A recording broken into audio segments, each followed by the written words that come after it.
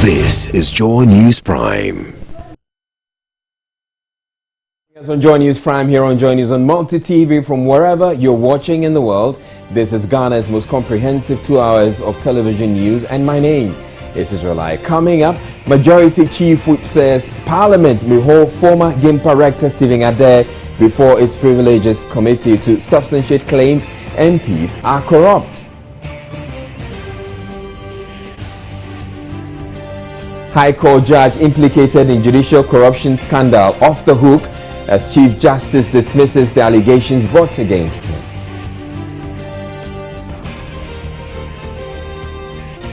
Opposition New Patriotic Party still grappling with internal wrangling over suspension of party chairman Paul Afoko.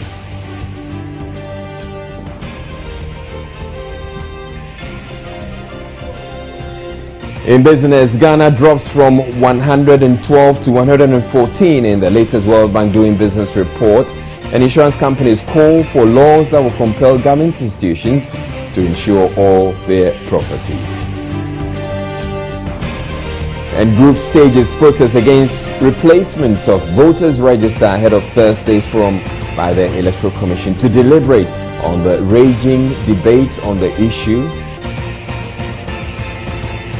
In the second hour of this bulletin, we'll bring you entertainment, sports, and the feedback segment where we read your messages from social media. But Abigail Aduma Quincy will be here with business as well. This bulletin is also available across Europe on ABN television. Stay tuned.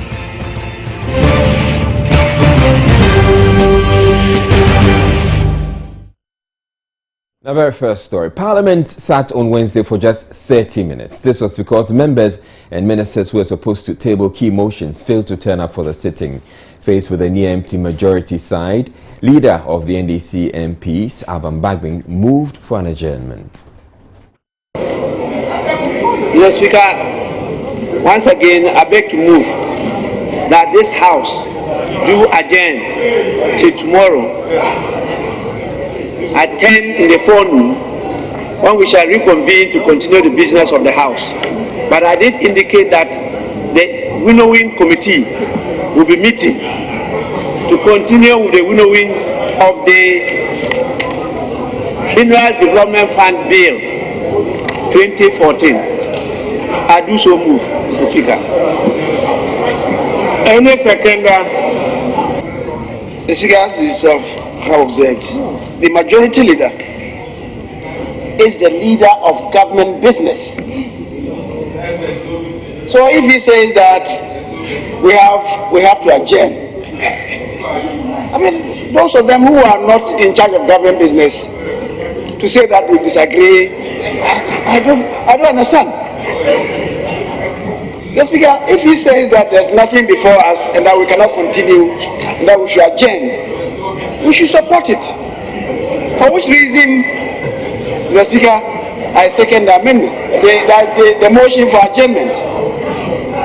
I second the motion for adjournment. I want the leaders to make the necessary arrangement. I call the House so that we can come and transact business. So that we'll see how in the face of the challenges that we are facing, and we know the challenge, I made an allusion to it yesterday, because of the primaries of the majority, how that will not affect the business of the House. We should not deceive ourselves. We are confronted with serious challenges during this meeting. So I want us to find ways and means of trying to, put things together. So I will not open this matter to debate with the greatest respect, and then I will let the leadership and senior members of the House, like the member for Sekendi and the former leader of the House, to bring his expertise to assist the House in the face of the challenges. As many as are in favor of the motion, say aye.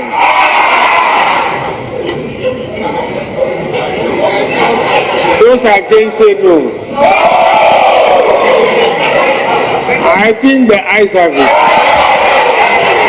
The ayes have it. The House is...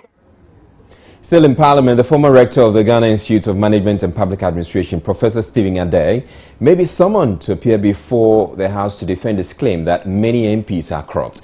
About a month ago, Professor Adey was in the news for suggesting that MPs take bribes before passing bills. Majority Chief Whip Mohamed Muntaka Mubarak tells parliamentary correspondent Elton John Brobe the leadership is working towards getting Professor Adey to substantiate his allegation.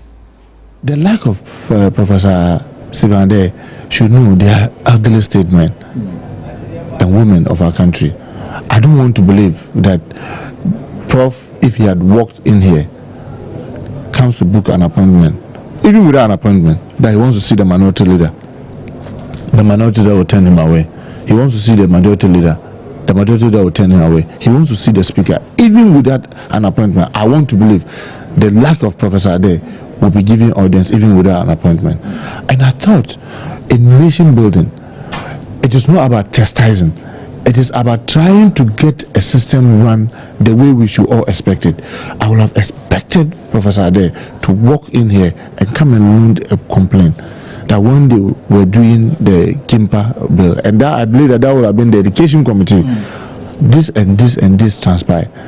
And I would want to believe the speaker or the leaders will have taken it very, very, very seriously. There have been a number of times that people have come to make some complaints, and we will immediately, sometimes even in the absence of the leaders, we the whips, we immediately begin to query and question just to be able to get things straightened up. So I want to wait because the speaker will have to decide what needs to be done. Yesterday I heard my colleague, the deputy minority leader, making some assurances that he will definitely be invited. I cannot guarantee that, having been in any meeting where this has been discussed. But I want to plead with the like of Professor Stephen Adey. They should know they are elderly state people. People are looking up to them. And then you make sweeping statement. It is very hurting because you see, we are 275. Even if 270 of us are doing the wrong thing, and there's some 5 who are doing genuinely sincere and honest work, and you lump all, you are not being fair to that 5. Not alone, I can put my life online to say those who may be doing without admitting the guilt, because he's saying, Gimpa, I'm not a member of the education committee, I'll not be able to attest whether when the committee they were sent to anywhere, whether they were giving lunch, whether they were giving anything, I will not be able to attest to that. But to say, I want to believe those who may be doing some wrong, may be very few, that if together with the like of Professor Stephen Adey, we put our heads together, we'll be able to easily fish out those ones. So we'll be able to deal with it so that the system could be able to run. Because look, without parliament, there'll be no parliament, there'll be no democracy. President John Mahama has restated his commitment to ensuring that government maintains its fiscal discipline and not succumb to any election year pressures to overspend. The president was interacting with the Ghanaian community in New Delhi, India, as part of his visit to that country. Speaking about its transformational agenda and how Ghana's relations with India can push it forward, the president noted the government is working with India to produce sugar and also revamp the Western Rail Line. President Mahama is in India to participate in the India-Africa Summit Forum.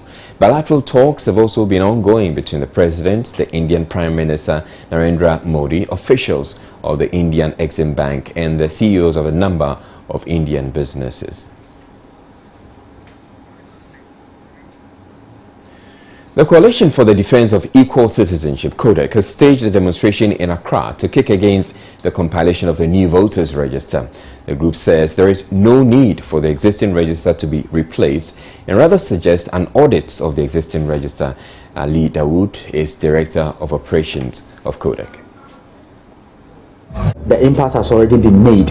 What we did today was to sample the ordinary views of all Ghanaians, indeed those in majority, that we do not need a new voter register. That is what we did. And so when we read on the placards, so what did you say? You are influencing? Are you influencing the views of people, or you are sampling their views? Now, you see, when we organized the forum, it was to give people the opportunity to air their views. So CODEC really could not put words in the mouth of their followers. How did did they air their views? No, we gave them the platform to state their position, and they did that. What it's did very they say? simple. What did they say? They give the clearest indication that they do not need a new voter register. What we need to do is to ensure the maintenance of credibility in the existing voter register. Remember, a credible voter register does not necessarily mean a new voter register. You could have a register. It could be problematic, of course. It's something that's, you know, is normal with human institution.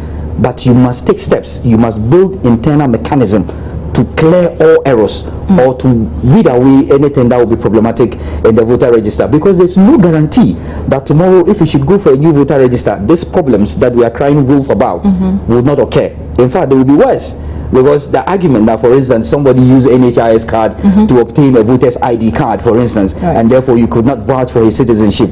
Remember, when the new voter register is being collated or is being done, anybody with the previous voter's ID card is allowed to register. And on those ID cards, there's nothing that indicates that Ali, for instance, acquired his with NHIS. There's nothing that shows. So for you, if we should go ahead and put together a new register, what's the big deal for Kodak? What's the big deal? Will it hurt the country in any way? Will it jeopardize our elections in any way? It wouldn't, right? It will. How? Time is something that is not renewable. I'm sure you know that already. And so the greatest resources that will deplete for no good reason is time. They will be taking us, like I said, centuries back. We are moving forward, of course, in a proper direction. Every 4 years we change our register. The only time since 1957 that this country has seen a credible biometric voter register is 2012. And so allow us to use that. And You're watching Joy News Prime. We're taking a break. When we come back, we have more stories. Please don't go away.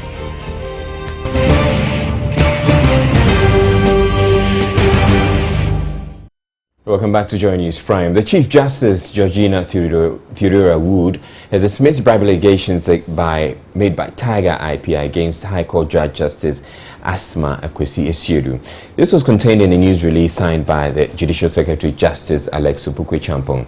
Francisca Kakrafosing has been going through the release and joins me with more. Good evening to you, Francisca. Good evening, Israel. Right, so why have the allegations against this particular judge been dismissed? Israel, the reason that is being given is that the evidence against Justice Asma Asare Akwesi was inadequate, and so no further action could be taken against him. So it's attributed to the Chief Justice, Georgina Wood. Now, many are saying that this decision could be a blow to ace investigative journalist Anas Aremiao Anas, because this is the first judge to be formally cleared since the Chief Justice ordered investigation into some corruption allegations against him, some lower court and higher court judges. Now, a little more information we picked up is that this judge was not seen on camera, was not caught on camera taking the bribes, but rather some workers in his court, so clerks, etc., were alleged to have taken the bribes, and they said that they were taking the bribes to give to the judge, but that could not be substantiated in the evidence that was provided. And so the Chief Justice says he's been cleared. Right. Now we're also hearing that today that the Judicial Service staff implicated in the judicial bribery allegations is going to court. What more can you tell us about that? So yes, this is Gabriel Achana, and he's seeking an injunction on the work of the committee that's probing corruption allegations against the judges. Now, this is because Anas, who worked on the corruption expose, covers his face. So he wants essentially Anas to remove the mask. You know, he has his mask with the beads covering his face. So he wants the court to set aside the disciplinary committee's ruling. And this ruling said that Anas could wear the mask. And this is in line with the Whistleblowers Act. He's saying that the court should set that aside. Now, Mr. Achana also wants Anas to be cross-examined without the mask, because he says that it's Anas wearing the mask infringes on his human rights, and he's quoting the Constitution and saying that he wants the disciplinary committee to be fair and responsible, as is in Article, I think, 23 of the Constitution. Right. Essentially, he's making just about the same claim or case that some of the lawyers have been told. Yes, we've had lawyer in Egbert Fable make that same claim and demand. So we'll see how it pans out in court. Right. Thank you very much, Francisca Kakra Forcing. Now, there's now a one-stop shop to help the public process land documents faster. The Client Service Access Unit established by the Lands Commission is also to ensure transparency in land service delivery. The new unit will receive and vet applications against set requirements and checklists. The Minister of Lands and Natural Resources, Neil Samuels, said the Client Service Access Unit was established to improve the land administration system in the country by providing efficient land management systems and reducing all sorts of transactions at the Land Commission. So this Customer Access Unit is designed in such a way that when you hand over your documents and your requests and so on, you go away.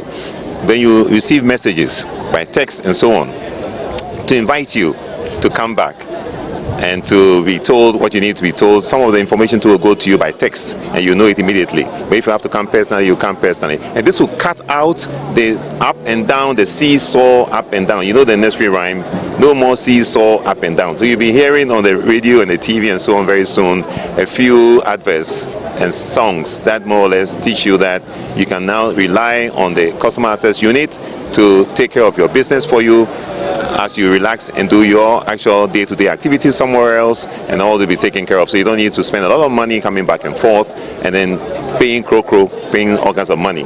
That will be a thing of the past. World Bank Country Director Henry Kerali spoke about the essence of the new unit. This is only a first step in many steps to go, but a very important step in improving the quality of service to the public. As the Minister said, this will ensure that the time it takes to process your land title and your land deeds will be shortened. But there are still other things to be done. The legal framework still needs to be improved. We also still need what we call the back-end office. We also need to be able to connect to other services. That the World Bank will remain a strong supporter of Ghana, a strong supporter of the ministry, and a strong supporter of the Lands Commission to ensure that we accompany you all the way along the journey until everything is done. An angry Deputy General Secretary of the New Patriotic Party is accusing some senior elements within the party of flirting with elements in the governing NDC to sabotage the NPP from winning next year's general elections. And Obri Boahen's comments come amidst intense wrangling within the party, which analysts suggest could adversely affect its electoral fortunes. But he says the NPP will go all out to rid itself of members who are allegedly sabotaging its campaign. These communist inferior tactics they are practicing, we tell them that it is a good riddance for them. We are not joking. We are very serious. You are not doing these communist inferior tactics. A lawyer for a focal, a lawyer for 3 people. Find out for you, even if rate of summons have been set. Those who are in bed with the elements of the ruling government, and they will go all out to schedule attempts of another. You know them. And at the appropriate time, we will deal with them. Are you saying there are people in your party at the top level in bed with the government? So we are perfectly aware of that. They are in bed with elements of the present government late in the night. We are matured enough. We are prepared to meet them squarely in the courtroom, outside the courtroom. We've given them enough room and enough rope to misconduct themselves. We are painfully aware of some elements within our party occupying very sensitive and senior positions who are in bed with elements of this ruling government, scuttle the attempts of Nana Dankwa Akufo-Addo, and to derail the efforts of the New Patriotic Party. We are prepared to go out. I think that enough is enough. NPP is prepared to go all out. All out to do? The party is prepared to go all out and defend the parties and then move ahead and get focused. We are tired of them. Now, the Deputy General Secretary of the NPP was speaking to Evans Mensah on Top Story. Now, the police, staying with the NPP, the police have reportedly picked up a woman in Accra for allegedly damaging a vehicle belonging to the General Secretary of the New Patriotic Party. The woman, known as Hajia Fati, is said to be a member of the opposition party. The incident happened on Tuesday after Mr. Japong stepped out of the meeting of the party's National Executive Committee.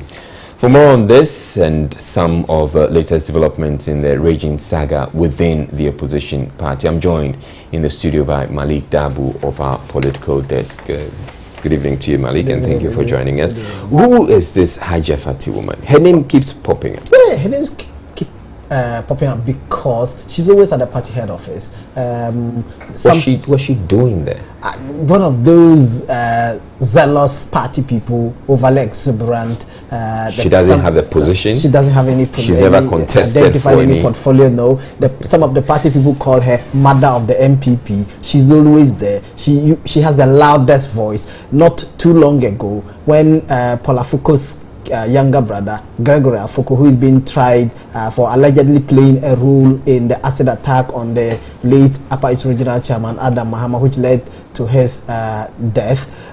When that case was in court and Gregory was brought to court, she langed to some of the supporters of Gregory, and there was some altercation. She was actually arrested by the police but later released. In fact, this evening we just had information that she's been bailed. So she's always around the party head office. If you go there, you will hear her. Anytime the party flag bearer comes, she's the loudest voice you will hear. She will lie on the ground, she will roll on the ground. When the party flag bearer won the flag bearership elections, she was all over the place, rolling on the ground. So she's always there. Any particular word on why she's been arrested?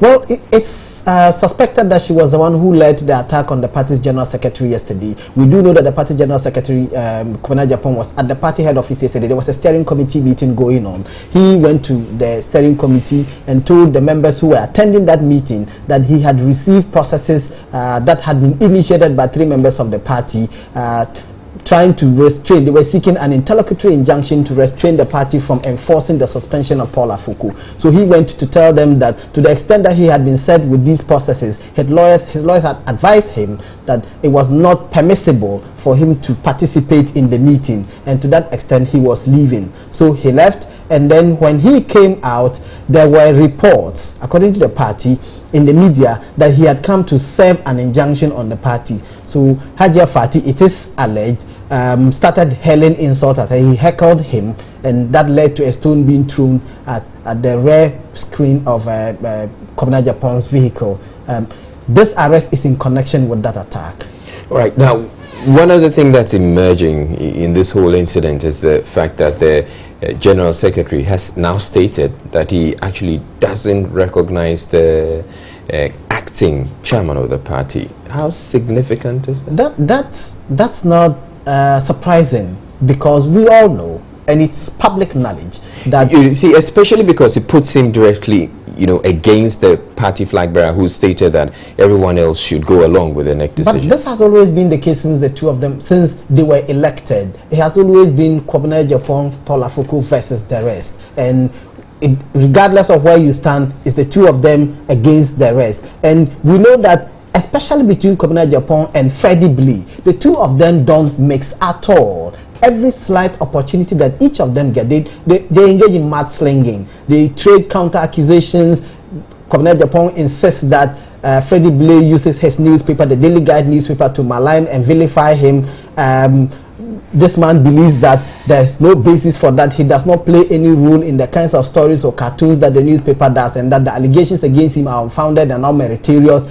Be that as it may, Kwabena Agyapong believes that, first of all, this man just joined. We do know that Freddie Blee was a member of parliament on a CPP ticket for Elimbele. That was how he earned the name Elimbele Mugabe. So Kwabena Agyapong's belief is, who is this man who just jumped from his party and he's come into our party, and he wants to dictate what goes on in the party? So the two of them don't mix. So Kwabena Agyapong's refusal or failure to recognize Freddie Blee is no news at all. Even though it goes directly against the flag bearer of the party, of course, who a few weeks ago or a few days ago he was actually traveling around the world with. They always do that. You always see the two of them together. And Kwabena Agyapong is a very smart politician. He tries to play both sides. He will tell you that, look, when Nana Addo went against President Kufuor, then candidate Kufuor, in 1998 in the party's flag bearership contest. He was the one who stood with Mr. Kufuor at the time when he was an underdog, but he stood with him. So what he tells party delegates, what he tells party supporters is he's the first person who wants Nana Addo to be president. He's the last person who will frustrate Nana Addo's chances. So the allegations that he's working to undermine Nana Addo are unfounded. At the same time, he believes that Paul Afoko is the man who should lead the campaign to put Nana Addo at the Flagstaff House. All right, thank you very much, Malik. Malik has just been taking us through the politics of the MPP. But a coalition of new patriotic party youth groups in Bolgatanga in the Upper East region have endorsed the decision by the National Executive Committee to indefinitely suspend the party's national chairman, Paul Afoko. At a news conference on Monday, the youth explained Paul Afoko's leadership has been divisive. The coalition of MPP youth groups in Upper East comprises members from various youth groups. The youth said they were happy to have had someone from the Upper East region, Paul Afoko, elected as national chairman of the MPP and had given him all their support. However, they claim Paul Afoko's alleged divisive leadership style has left many of them aggrieved. It is the reason they have resolved to support the decision of the National Executive Committee to indefinitely suspend Paul Afoko. Sanusi Issa speaks for the coalition of the MPP youth groups in the Upper East region. The suspended chairman, Afoko, has always tried to cut the party a controversy whenever there are signs of progress being made by the flag bearer and its running mate. Many chairpersons have come and gone, but not for once was the party head office turned into a police or security scene, like lately witnessed under his watch. This keeps many party faithful and Ghanaians at large wondering if the party, through the act of suspended chairman Afoko, would actually manage Ghana if given the road. The youth also indicated that it is not true that the MPP would lose support in the 3 northern regions as a result of Mr. Afoko's suspension. Political scientist Dr. Barima Osei Asare says the internal wrangling afflicting the opposition New Patriotic Party does not offer any advantage to the ruling National Democratic Congress going into next year's election. One prominent MPP member has described the seeming chaos within the party as a situation that could lead it to snatch defeat from the jaws of victory. But Dr. Asare insists that the MPP can ride to electoral victory if it is able to resolve its internal conflicts amicably. Distractions, unnecessary distractions are important. They must happen for us to move forward. So maybe the party is looking at it from that angle. This is a problem if we don't address now. For all you know, we may end up addressing it some 2 or 3 months to the elections, and it will still be very visible. It will still be very clear in the minds of people that we are not ready for prime time. So maybe the party is saying that let's address it, let's give ourselves some 8 to 10 months and we can do a proper campaigning. But I think, as I've indicated, I think the MPP is certainly on top of this. There are some disagreements, misunderstandings here and there, but they should allow the party structures to work. If Mr. Afoko is going to appeal through the internal structures of the party, they should make sure that the process is done transparently, free and fair. They should give him proper hearing. If he's not still happy with the decision of the internal structures of the party and he wants to go to the court, even the party members, the party leadership should encourage him to do that. For all you know, within the internal structures of the party, they will sit down and they may end up settling their differences, and they will say, oh, Mr. Afoko, come back and occupy your position. But as it stands now, things don't look good. But my belief is that because of the rule of law, let's allow the systems to work. Some are saying that the party has engaged in illegality and unconstitutional action. They should test the law within the party. If the internal structures believe that it should be reinstated, I think that should be able to settle everything. Watching Joy News Prime. We're taking a break. When we come back, we'll bring you business with Abigail Adumakwenki. Right, so down.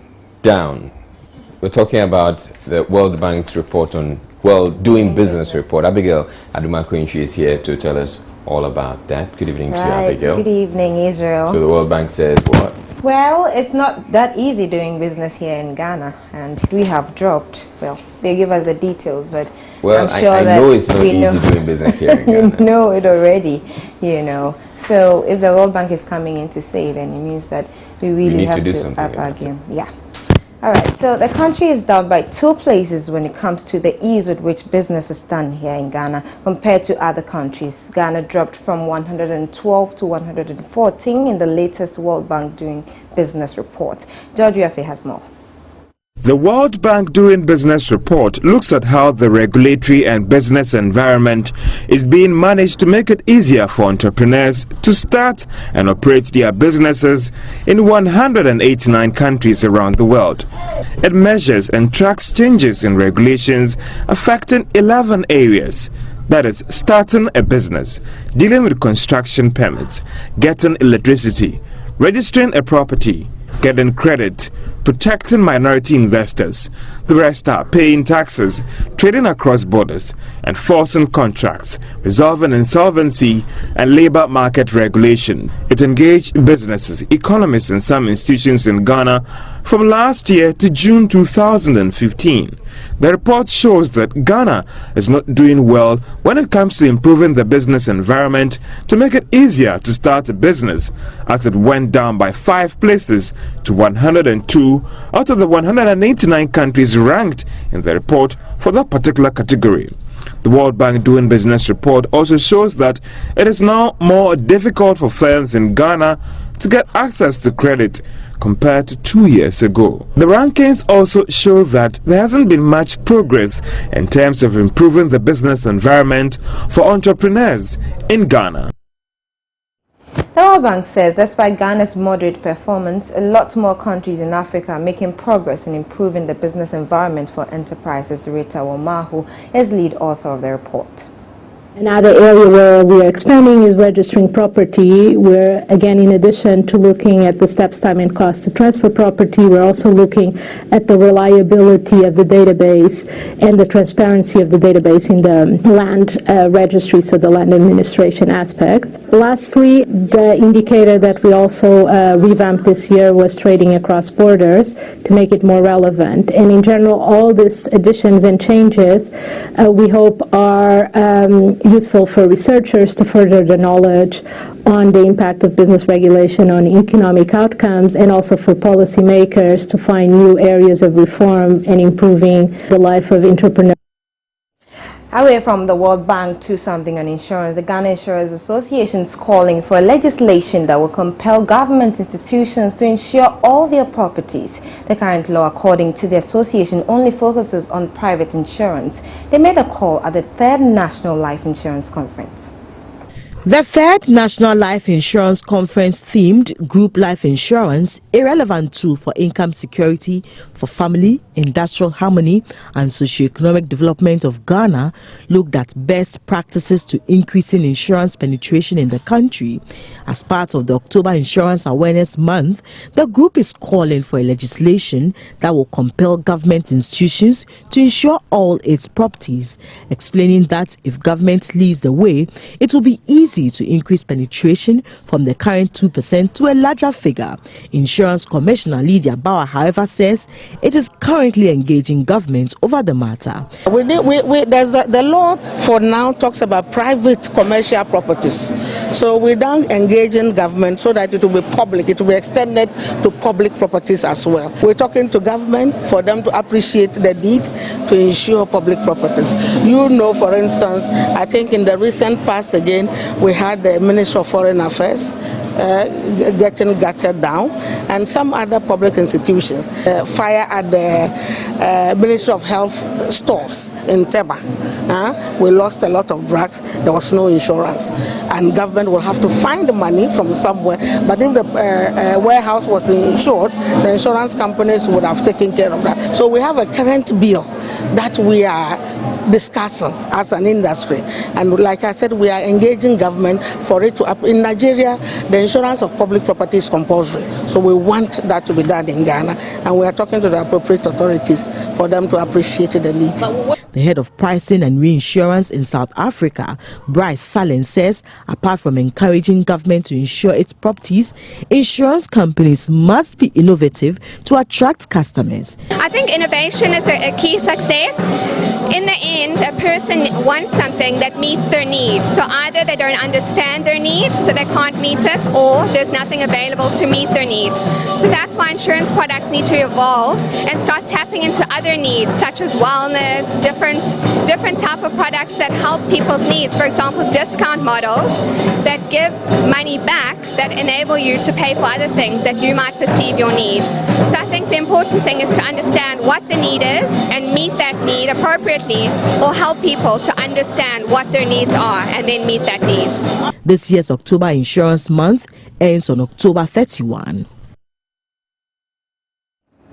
Still on insurance, and insurance penetration in Ghana remains low, pegged below 2%. But after years of insurance operations, what could be the reasons for this low penetration of insurance? Some insurance companies share their views with Joy Business. I think it's important to realize that insurance penetration, financial services penetration in general usually follows the general economic development of a country. So as a country develops infrastructure, as a country develops its other industries, manufacturing, start to create jobs, that financial services usually follows a little bit later on by then providing the financial infrastructure for the population to benefit from. And I think what we're seeing in Ghana is not different from that. The insurance penetration is following the curve of the rest of the development.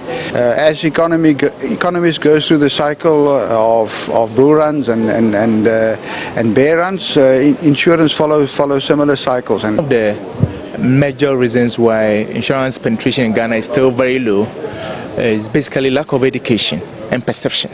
Now, lack of education in the sense that if you pick the average educated Ghanaian and you ask him anything about banking, for nothing at all, he will be able to tell you, oh, banking has to do with loans, it has to do with savings and on. Away from insurance, Group Chairman of mining giant Anglo Gold Ashanti Sikhu Pitiana says prices of gold will be trading between $1,200 and $1,400 an ounce for the next 2 years. Prices of the precious metal have declined substantially in value, causing a lot of mining firms to lay off its workers, while others have also shut down. Pasipo Pitiana says any pickup prices will only depend on development in the U.S. economy. We talk about commodities indiscriminately, and the reality of the matter is that these are different classes of commodities. Gold is linked quite a lot to the developments in the American economy, and to the extent that the American economy recovers, prospect of rates being increased and rise in employment levels in the economy in the U.S., that tends to have a negative impact on gold. However, iron ore, copper and others tend to react a lot more to developments in metals-hungry Chinese economy. And of course, with the contraction there and the changes that are happening in that economy, your guess is as good as mine as to how long that's going to be with us.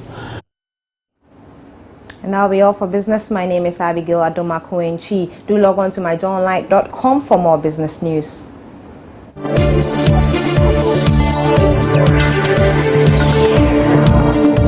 Business news was brought to you by Watching Joy News Prime. A microfinance firm, DKM, has been in the news in recent months over desperate attempt by its customers to retrieve deposits paid to the firm in anticipation of very attractive interest rates. The firm, after months of closure by the Bank of Ghana, was allowed to resume operations so it could pay off its customers. DKM is however yet to settle several of the customers who say they desperately need their funds. Mahmoud Mohamed Nuruddin in the following report found out many of the customers attracted by the high interest rates of over 50% offered by DKM took loans from other banks to deposit so they can make a decent profit. One of the most compelling reasons people invest is the prospect of making profit. Investing money with a bank earns depositors interest, which eventually grows their money. This is the motive which drove residents of Sunyani to invest with DKM Microfinance Company. Joy News checks indicate the company in some instances promised depositors a 50% interest on their deposit over 2 months. I invested 50 million in DKM and have benefited 25 million. After benefiting 25 million, I still remain my money there. Up to now, I don't have anything to pay because of that. I'm in a house right now. I don't have anything to go to school again. Latif Dagama is a student who has profited from such high interest in the past, but like many others, his money is now locked up with DKM. Latif, who is a student, is unable to report for school several weeks after the start of the academic year because he had deposited money meant for his fees. It is a plight shared by Alex Enchi, a third-year student at the University of Energy and Natural Resources. He was introduced to the financial services company by a friend and he deposited 30,000 Ghana cedis. Invest 30,000 Ghana cedis. And I never receive anything because I send the money on the 5th and they close bank on the 11th. What did they tell you about the bank before you invested your money? Oh, my close friend who introduced me, so he give me the duties of the bank and the benefit of the bank, so I was also interested. Oh, they said if I invest any money for 2 months, I'll get 55%. Yeah, so I was interested. At least we all work because of money. We are all working. Life has been unbearable for the young university students. Oh, life has been not easy at all because my wife gets delivery on last 2 months and see her hospital. If the wife gets delivery on hospital, what you bought, and it's so many. It's a lot. It's a whole lot. And my school fees. I'm also a student at University of Energy, third-year statistics student. I have to pay almost $1,700 as a school fees and other things. But life is not easy since this bank go off. 42-year-old Vivian Charame sells eggs. Her son just gained admission into senior high school, but his fate hangs in the balance as his mother chases DKM for 2,000 Ghana cedis she deposited. The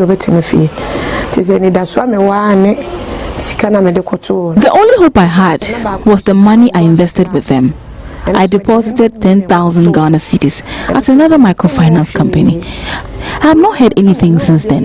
They took our account numbers and promised to deposit our monies in the account, but up till today, I haven't heard anything concerning it.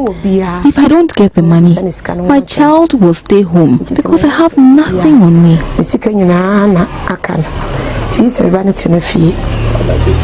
It is often said, money isn't everything, but happiness alone can't keep out the rain. Whether one's goal is to send their world to college or see themselves in comfortable retirement, investment is critical to realizing a dream, but certainly not when your money is locked up for months. I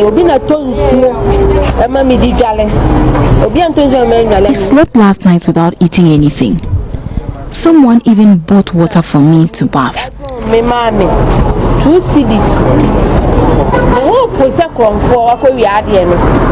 Today, I have been borrowing from other people to eat.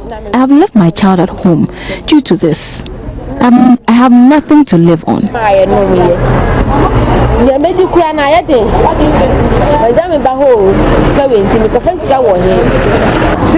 We are suffering.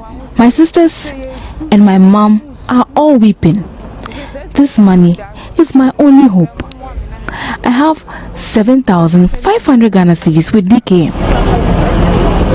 The pressure becomes even more unbearable if investors will take money from one bank and invest in another, hoping to make big profit. From students who cannot go back to school to businessmen and women in limbo. Mahmoud Mohammed Nuruddin reporting.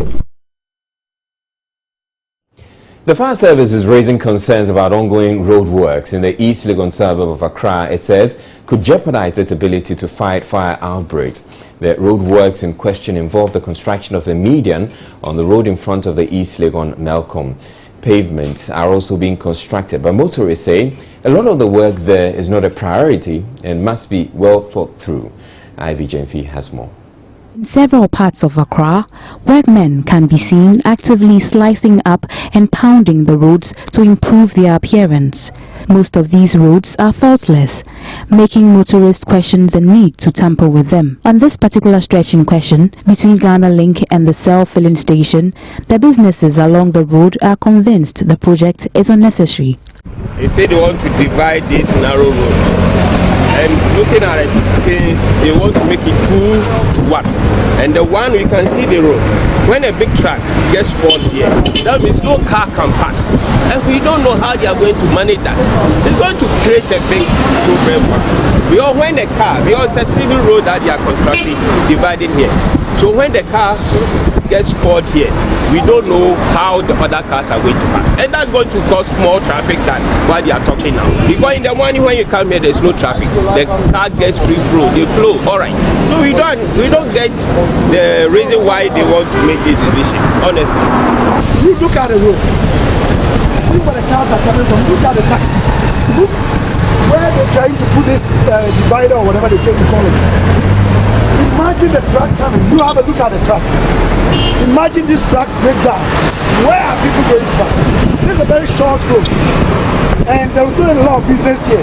So I don't see the reason why they are doing this. Now look at this truck and see what they are doing here. Imagine this short breakdown. Where is the cars actually going to bypass it because it's a very close road. 3 fire officers who were in the vicinity to observe the road works explained the project would clearly compromise their ability to fight any fire outbreak, as it would make it difficult for their trucks to have access to the only hydrant in the entire East Legon suburb. Though they would not speak publicly on the matter and referred us to the fire service headquarters, they added the project also has implications for the work of other emergency services such as the police. The manager of filling station where the hydrant is located echoed some of the concerns of the fire service. In case there is fire outbreak here, the fire service needs to have access to this fire hydrant to be able to take care of the situation. But with this thing being constructed, to prevent the fire service from having access to the fire hydrant anytime they need it, we are pleading on behalf of the road constructors to at least make sure that they give way so that whenever the fire service needs access to this fire hydrant, they can easily have access to it. Business owner Amadou Yahaya says they would want the authorities to dialogue with them so they can factor in their concerns. The Department of Urban Roads is downplaying the concerns of both the fire service and the business owners. According to Chief Engineer in charge of Traffic Management and Road Safety, Patience Oni, the traffic management works will eliminate multiple vehicular movement and give commuters a definite route. It's not that Urban Roads is not looking at the other areas. We are. So all other issues at other locations are being addressed. It is a traffic management works that has been that has gone through tender, and it is being supported by or funded by a donor funding agency. So that is AFD. So that is a project on its own. As of 2 days ago, we met with the filling station. We met with the filling station owner. We have met with Melcombe earlier. We have met with Hisense, and even this morning I spoke with Hisense. You tend to have multiple movements onto the road, so it tends to stop traffic flow. So all we are doing is that we are eliminating that multiple movement and we are defining their access for them. Watching Joy News Prime. Up next, we bring you international news. But still to come, an increasing number of mothers are abandoning their premature babies at health centers across the country. We have the story coming up in the bulletin. Your feedback segment comes up on the bulletin in about 30 minutes, but Aisha Ibrahim is here to tell us what's coming up. Good evening to Aisha. Good evening, Israel. Exactly so. We're going to be talking about very interesting stuff, and that's the session where we get to hear from our viewers what they think about us. Do you have any wild research coming up again today? Well, let's see. It's a surprise.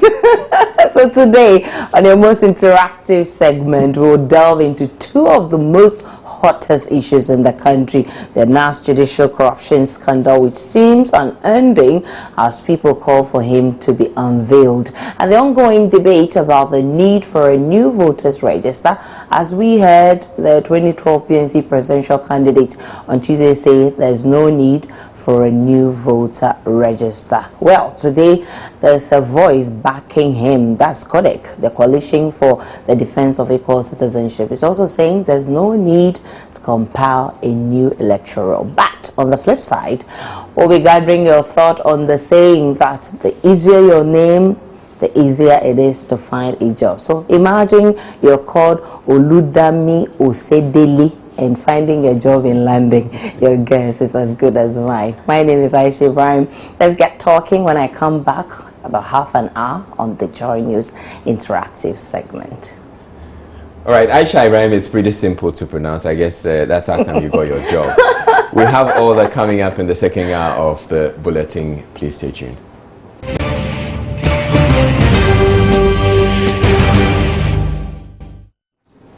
You're watching Joy News Prime in time now to recap the top stories we've been looking at in the past hour. The Majority Chief Whip says Parliament may hold former GIMPA Rector Stephen Ade before its Privileges Committee to substantiate claims MPs are corrupt. High Court judge implicated in judicial corruption scandal off the hook as Chief Justice dismisses the allegations brought against him. Opposition New Patriotic Party still grappling with internal wrangling over suspension of party chairman Paul Afoko. In business, Ghana drops from 112 to 114 in the latest World Bank Doing Business report, and insurance companies call for laws that will compel government institutions to insure all their properties. And group stages protest against replacement of voters register ahead of Thursday's forum by the Electoral Commission to deliberate on the raging debate on the issue.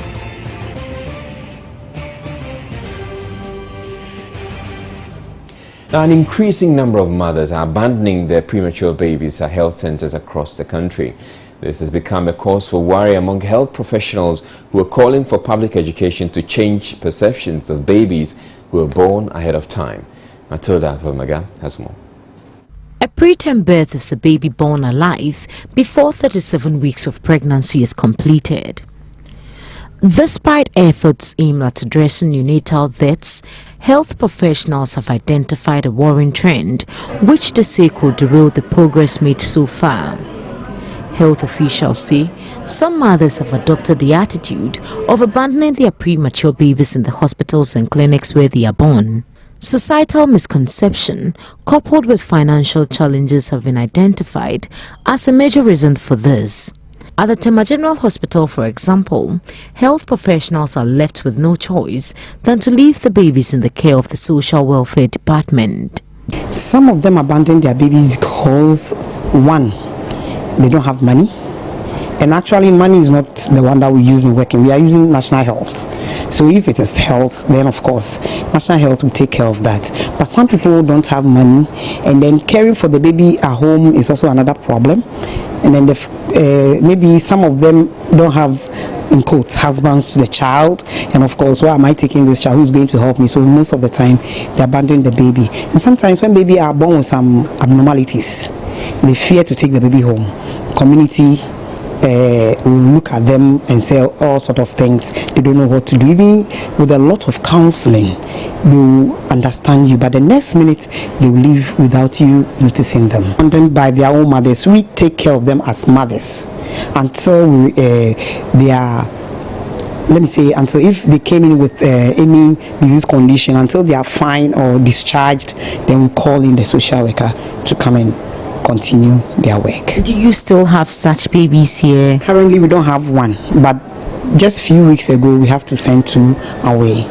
Dr. Abigail Danso of the Neonatal Intensive Care Unit says the situation is preventable given timely and cost-effective interventions. Prematurity can happen to anybody.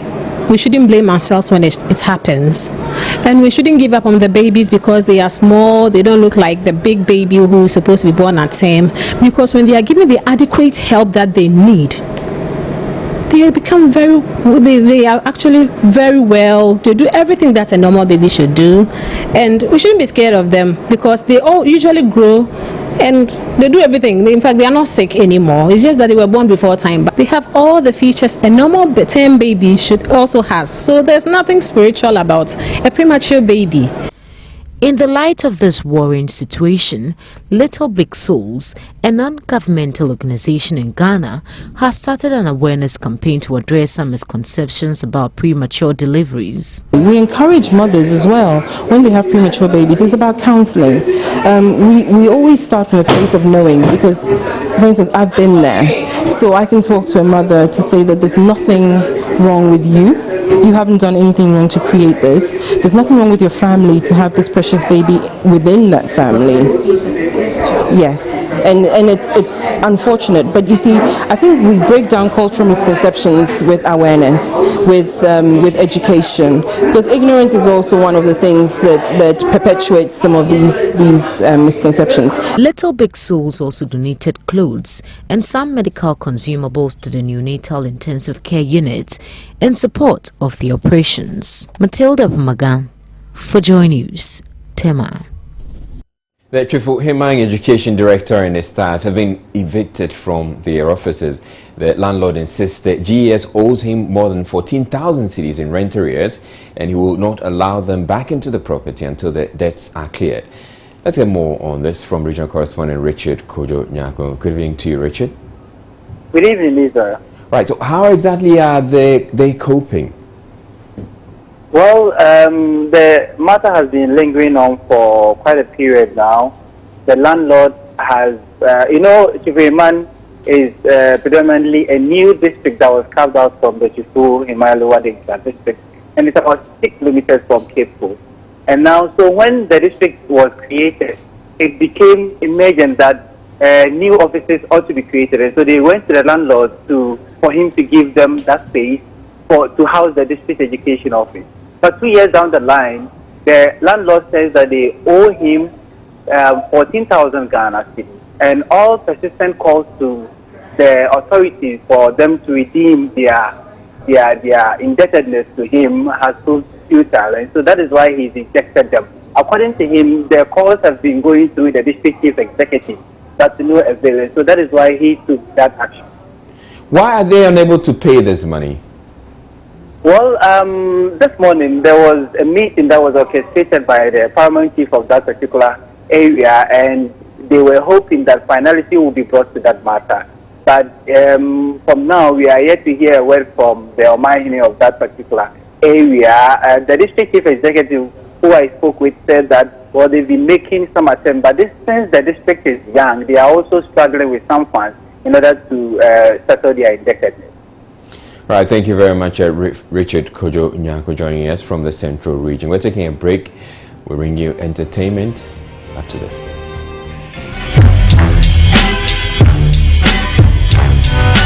Entertainment news. Entertainment, and Miss G is here. Good evening to you, Miss G. Good evening, Israel. And once in a while, I need to drop your indigenous name that many people don't know. You're actually Gloria Akpene Nyako. Yeah, that's it. But actually, a lot of people didn't know that. Well, yes, I'm sure as well that a lot of people. But what they can see today,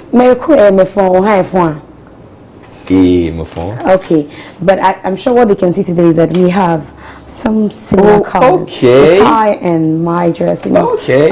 Yeah. Just checking it out. Yeah.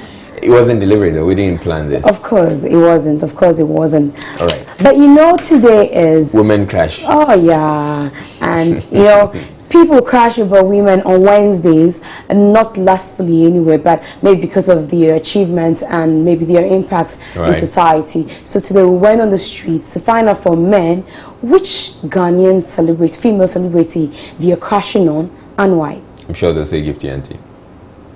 Jocelyn Dumas. Why? I like the way she talks and the way she is. You know, she's very calm. Jocelyn Dumas. Right. Okay. I just like the way she acts. Her acting, she looks so natural. Mata Hunkuma. Yeah. Or I like her style of actions. How if she's angry, how she behaves and cool. That's why I like her. Yeah. Jackie Apia. I like her because of the way she acts. Nadia Buari. Yes, please. Why? Because she went to my school and she's very beautiful. Yvonne Nelson. Why? Because of how she acts.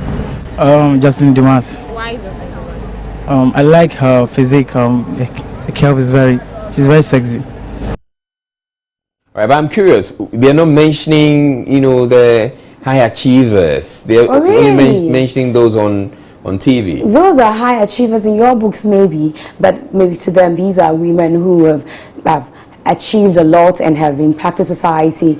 Like we have a female pilot. We have female pilots in the country. We're expecting that. We're mentioning them. Okay, so who are you crashing on? Today's Wednesday. My Don't wife. say me. Okay. Hey. Oh. She's a high achiever. She's Yeah. a chief operating officer. Sure. Of a savings and loans company. Okay, so a female celebrity. Your wife is Female celebrity.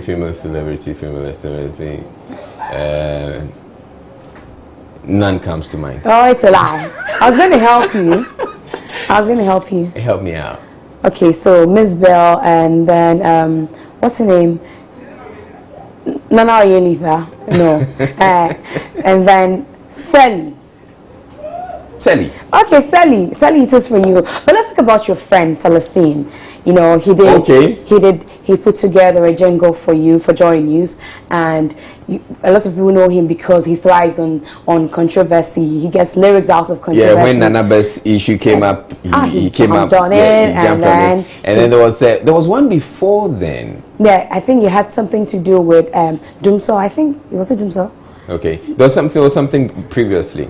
Okay, and then now he's out with something, and he sent you an excerpt. Let's let everyone know that. So I got this video. He just got in touch with me and told me, and we've become a friend. And so he did the quick rap for us, the jingle for us. He thought that since he was releasing his new video, it was going to come out at the end of the month. He was going to just give us a teaser so that we can get to play. People are already saying that this guy is talented, and indeed, it's obvious that he's quite talented. I think he's really going to go places, and I like the video. I'm sure that this is going to be one great hit. So Nana Celestine, that's an endorsement for you. You should add it to all the endorsements you've got so far. But let's talk about Adele. And Adele hasn't released any song for 3 years now, or in 3 years. Now she released a song titled Hello, and it's part of her album that is titled 25. Now, when the video of this single was released, within 24 hours, it had about 27 million people going to view it. So she broke the record that Taylor Swift was having some year back. That's wonderful. So we're going to... It's time for sports, and Kwame Joma is here. Good evening to you, Kwame. Good evening, Easy. How are you? Looking dapper. Oh, thank you. Yeah. I try. Yeah, very dapper. What's coming up in sports? Well, there's a lot coming up in sports. We begin from the camp of the local Black Stars who have left town earlier today for their crucial CHAN 2016 qualifier. The Black Stars won the first leg here by 2-1 and would need a draw or better to qualify for Rwanda 2016. We caught up with the defender of the team, Abeku Enuson, and he's confident of a result against Ivorians. I think it's going to be a very difficult game, but hey, who knows? We can go and with a surprise over there. So our mentality for now is qualifying Ghana to Rwanda next year. How have you seen your preparation so far? It has not been bad, with the good technical men on board. They've been doing their possible best to go out there and win coming Friday. So far so good. Preparation has been very successful. Actually, they came here and played a defensive formation, but they got one goal out of it. We know physically they are very strong, but for us, tactics and the techniques is what we used to beat them the last game. So our coaches have taught us a lot. So we are going to capitalize it on them coming Friday. There's no pressure because they needed all the maximum 3 points. So they are under pressure. So they are going to open up so that we capitalize on their formation. Was local Black Stars defender Abeku Innocent there. Let's go to the camp of Accra Hearts of Oak now, when new coach Kenichi Yasuhachi was unveiled to the press today, and he's already making some promises. He's looking at winning the league title come season 2015-2016. Target. I told them my target. What is your target that you gave to the club? Winning the league and winning the FA Cup. Winning the league and winning the FA Cup. FA Cup. Same season. Yes. Far from first year, because that's what fan demands. That's what fan wants us to do. Okay. My job is find out how we can achieve that goal. That goal is very high. Okay. The time is very short. It is very challenging. But I'm taking that challenge to make it happen by end of the year. So you watch the game, and that will be your answer. And the Hearts of Oak MD Gerard Ankara is backing the new manager to excel at the club. Charting a new course.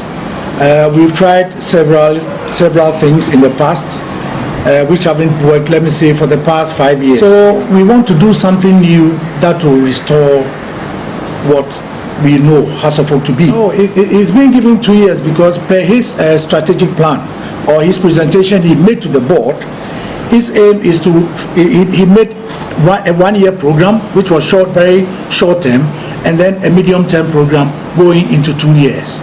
Okay, so we are expecting that after the first year he will be assessed, and then we move on into the second year. But in the face of all this, the former chairman of Accra Hearts of Oak is unimpressed with the decision to appoint Kenichi Yasuhachi as manager. Harry Zakor was on our sister platform, Adam TV, earlier this afternoon. Not going to pay for the coach. Who? Maybe Toby is not going to pay for the coach. He's got a sponsor to pay for it. But I don't see that this coach can do well. Hearts of Oak is not a small team. Hearts and Kotoko are the biggest team in this country. Even when Kotoko was not doing well, I wasn't happy. Because these are the big teams who carries the Ghana flag. In my time, I used to pay a coach $6,000 with a house and a car. Togbe should go back to the secretariat and take the files and read. I had good coaches. I had Ghanaian coaches. Jones was receiving like a white coach. Well, I don't know what is in the CV, what is in the contract. I came back on Monday. I'm surprised what is going on. People have been calling me, they are not happy about the coach. When we were going with the team, traveling up and down, people are saying, hey, Harry, I'm on fire. What is happening? I'm on fire. Are you people coming back? We said, no, we are coming to help. I'm on fire. But we thought maybe Togbe will call us. I'm on fire. And even have a discussion. I'm on fire. Even House of Oak, OCT Brothers, Ariza. I'm on fire. Even in my time, buying Saki, Osmanu, I did not declare them. And the former chairman has also criticized the managerial style of a club board chairman, Toby Apebe. Those players, I did not declare them. If I declared those players, I bought in House of Oak. Aite Doma, Saki, fire chairman. Nano, Emmanuel Saki, most of them I can call them. Famille, I bought him. Bernard White, I bought him from my own pocket. It's not Accra House of Oak. And I did not declare that money because I know House of Oak don't have that money to pay me. What I declare in House of Oak is the final match tickets I bought to Tunisia. More fire, chairman. And today, I'm not a shareholder in the club. More fire. And he always tells me the club doesn't, but I have it on record. But he doesn't want to give it to me. He doesn't want any challenge on the board. Well, those are the former Hearts chairman Harry Zakor there. This do's and news on the FIFA 11 for Health project, and Ghana would have the opportunity to be hosting the event later next week. We caught up with Dr. Prince Pambu, who is the course facilitator and the medical director of the National Sports Authority. The 11 for Health is a FIFA football-based health education program, which was one of the legacies FIFA left with Africa after South Africa World Cup 2010. So they developed 11 key messages, which are health messages, and then 11 football skills, and then they attach every football message to a health message. For instance, the message, the football drill, like dribbling any toxic substance. So when the kids are taught this skill, then they are taught the message. And he also reveals that Cameroonian star Samuel Eto'o, together with Professor Jerry Voak, who is the medical director of FIFA, will be in town as part of this event. Samuel Eto'o is coming. He is one of the ambassadors for this particular program. They'll be coming through Sierra Leone, where we also did some work, the FIFA 11 against Ebola, and Eto'o is also an ambassador there, and I would also be joining them in Sierra Leone.